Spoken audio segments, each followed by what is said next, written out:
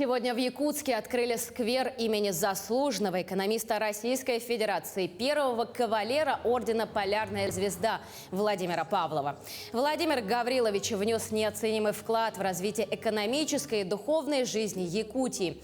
Его трудовая биография неразрывно связана с успехами республики в области народного просвещения, масштабными показателями в производстве, сельском хозяйстве, экономике и социальной сфере.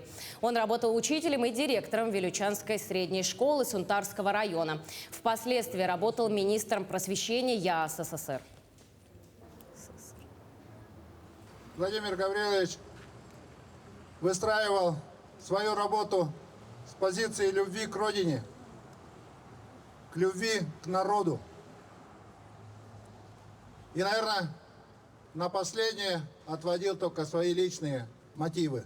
Преодолевая трудности, он создавал лучшие условия для жизни якутян.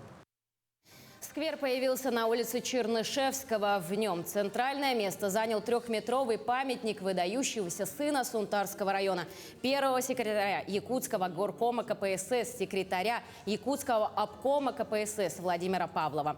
Владимир Гаврилович в 70-е годы занимал пост начальника управления топливной промышленности ЯАС СССР. Затем стал директором крупного предприятия республики, производственного объединения «Якутмебель». Благодаря его стараниям в Якутии создано современное мебельное производство, за что Павлов был удостоен государственной премии республики.